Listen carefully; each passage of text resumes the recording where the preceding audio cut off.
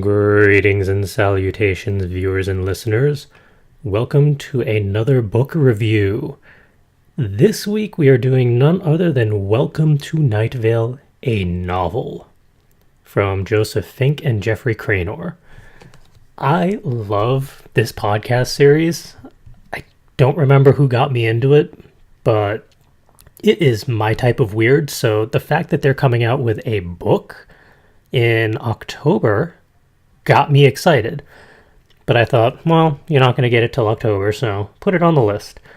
They happen to be signing this book at Book Expo America this year, and it is one of the few books that I actually waited in line for because I thought this would be awesome to be able to read and review early. Not to mention meet Joseph Fink and Jeffrey Cranor, because every single live show they've done, either it's too far away, I didn't know about it in time, tickets were unavailable, blah de blah. Hey, it's a book review, let's talk about the book. This book, I got the paperback version because that's what they were giving out. And, oh, that doesn't belong in there. Because I was patient enough to wait in line, I managed to get a signed copy from both of them and talk to them for like 10 seconds because long line. Fair enough. I'm really glad I got this book because this is such a fun read. Oh my goodness, I had so much fun reading this.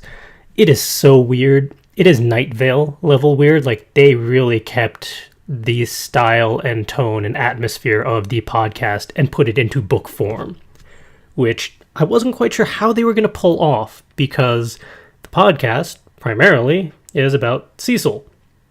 You experience all of Night Vale through Cecil's point of view, based off of his little radio show thing. This book goes away from that. I mean, Cecil is in there. We do get regular moments of Cecil's show, which was fantastic. But we actually get to learn about some of the other characters in Night Vale, and just what happens if they try to leave Night Vale. Shenanigans ensue, basically. I'm not going to spoil it. I'm not going to tell you too much about it because I don't want to spoil it. It's an experience, and it is one worth having. So I would highly recommend getting this when it comes out, pre-ordering it now if you want, just to be safe. Amazon has it set up for hardcover, paperback, Kindle, audio CD even, which, I mean, considering it's based off the podcast, that makes sense. And I know that there are other methods for also acquiring a copy depending on your preferences. If you're not an Amazon fan, fair enough. This was just the easiest backdrop I could have at the moment. But yes, highly recommend it when it comes out. Definitely grab a copy if you're a fan of the podcast. It is such a fun read. And to tease you a bit, I'm going to do the back cover and the first page and a half or so, just so you kind of know what you'd be getting yourself into. No real spoilers in it, but just for fun. Located in a nameless desert somewhere in the great American Southwest, Night Vale is a small town where ghosts, angels, aliens, and government conspiracies are all commonplace parts of everyday life. It is here that the lives of two women with two mysteries will converge. 19-year-old Night Vale pawn shop owner Jackie Fierro is given a paper marked King City by a mysterious man in a tan jacket holding a deerskin suitcase. Everything about him and his paper unsettles her, especially the fact that she can't seem to get the paper to leave her hand, and that no one who meets this man can remember anything about him. Jackie is determined to uncover the mystery of King City and the man in the tan jacket before she herself unravels. Night Vale PTA treasurer Diane Creighton's son, Josh, is moody and also a shapeshifter. And lately, Diane started to see her son's father everywhere she goes, looking the same as the day he left years earlier, when they were both teenagers. Josh, looking different every time Diane sees him, shows a stronger and stronger interest in his estranged father, leading to a disaster Diane can see coming, even as she is helpless to prevent it. Diane's search to reconnect with her son and Jackie's search for her former routine life collide as they find themselves coming back to two words: King City. It is King City that holds the key to both of their mysteries and their futures, if they can ever find it. Just based off of that, I knew I was going to enjoy it because it's a Night Vale story. It's going to get weird, and it's all somehow going to tie together and kind of wrap up by the end, just as most of the podcast episodes do.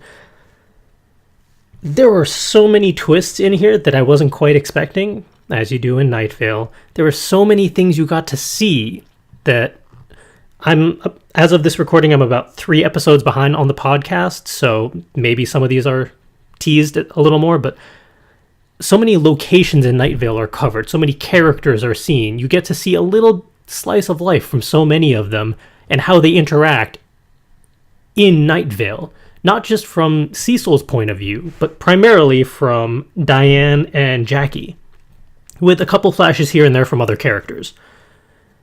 That's what made this so much fun. I mean, Cecil is a fantastic character. He's what built up Night Vale as a brand, but to see it from other people's perspectives was so much fun and really refreshing. All right, we're going to do the first page and a half, and before it is a tiny little, like 2-paragraph, you can see, 2-paragraph little intro blurble. The history of the town of Night Vale is long and complicated, reaching back thousands of years to the earliest indigenous people in the desert. We will cover none of it here. Suffice it to say that it is a town like many towns, with a city hall, a bowling alley, the Desert Flower Bowling Alley and Arcade Fun Complex, and a diner, the Moonlight All-Night Diner, and a supermarket, Ralph's, and, of course, a community radio station reporting all the news that we are allowed to hear. On all sides, it is surrounded by empty desert flatness. It is much like your town, perhaps. It might be like your town that you'd like to. It might be more like your town than you'd like to admit. It is a friendly desert community where the sun is hot, the moon is beautiful, and mysterious lights pass overhead while we all pretend to sleep. Welcome to Night Vale. That really gets you in the mood. Oh, I had so much fun reading this. All right, first page and a half teaser really kind of sets the stage. Pawn shops in Night Vale work like this. First, you need an item to pawn. To get this, you need a lot of time behind you, years spent living and existing, until you've reached a point where you believe that you exist, and that a physical item exists, and that the concept of ownership exists, and that, improbable as all those are, these absurd beliefs line up in a way that results in you owning an item. Good job. Nicely done.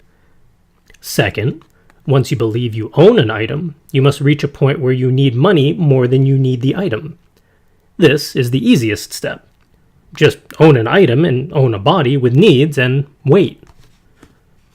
The only pawn shop in the town of Night Vale is run by the very young Jackie Fierro. It has no name, but if you need it, you will know where it is. This knowledge will come suddenly, often while you are in the shower. You will collapse, surrounded by a bright glowing blackness, and you will find yourself on your hands and knees, the warm water running over you, and you will know where the pawn shop is. You will smell must and soap, and feel a stab of panic about how alone you are. It will be like most showers you've taken. Before you can offer Jackie your item, there will first be some hand washing, which is why there are bowls of purified water throughout the shop. You need to chant a little as you wash your hands. You, of course, should always chant when you wash your hands. It is only hygienic. When you have been properly purified, you will lay the item on the counter, and Jackie will consider it. Jackie will have her feet up on the counter. She will lean back. $11, she will say. She will always say, $11. You will not respond. You are, ultimately, unnecessary to this process. You are, ultimately, unnecessary. No, no, she will say, waving her hand, and then she will name her actual price. Usually it is money. Sometimes it is other things. Sometimes it is dreams, experiences, visions. Then you will die, but only for a little while. The item will be given a price tag, $11. Everything in the pawn shop is that price, no matter what she loaned you for it. Once you are no longer dead, she will give you a ticket, which later you will be able to exchange for the item, or at any time you may look at the ticket and remember the item. Remembering the item is free. You are leaving this story now. You are only an example, and it is probably safer for you not to be in this story anyway. And that's how that story kicks off. Oh, it's so much fun. If you're a fan of the podcast, you're going to want this book in some format or another when it comes out and is available, because it is so much fun. It really fleshes out Night Vale. It touches on so many characters and history bits from the podcast. This is probably going to be in my top 10 favorite reads for the year, I predict. Which, considering my to-be-read pile, which is over there, which is about 150 books still, yeah, that's a bold statement, but I'm going to stand by that. So, yeah, definitely go check this book out. Pre-order it, get a copy when it's available, in whatever format you prefer. It's well worth the read. And even if you're not overly familiar with the podcast, if you've only listened to a couple episodes here or there, this or that, and you kind of want to check it out, this really does flesh out the universe of Night Vale. So if you're not quite sure of the perspective of just Cecil, this might be a different way of getting into the series, as it were. So, just saying, keep that in mind. And yeah, I can't say enough good things about this book. It was so much fun to read. Oops. Let's see. I'm not quite sure what's going to be up for next week. It's probably going to be... No, I really have no idea. Because I have about 3 that I'm debating reading or just juggling reading at the moment. So we'll see what next Friday has to bring. But yeah, definitely check this one out if you're a fan of the podcast or you're amused by very eccentric styles of writing. This was so much fun. All right. Thank you for joining me and listening to my little book review. As always, hit the subscribe button if you want to see what else we review. And there's our weekly podcast where we talk about books and writing and creativity, and our ongoing Game Break series where we're playing all sorts of fun games and convention shenanigans and interviews. We got all sorts of fun stuff on this channel. So it's worth subscribing to so you can see all the shiny things that we come up with every single day, pretty much. All right. Have a good night, everyone. See you next week for whatever we're reviewing next.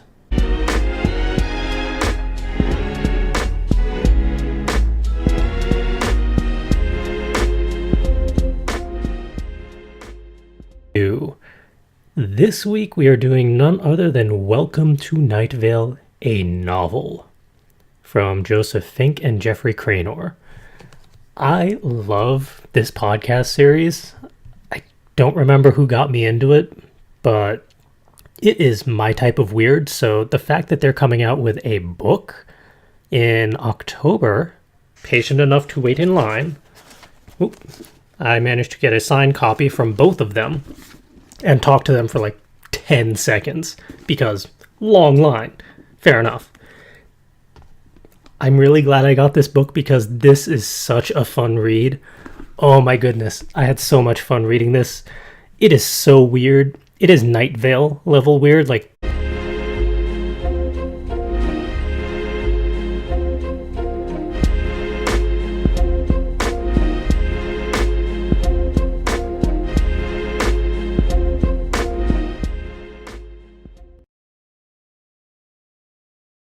Greetings and salutations, viewers and listeners.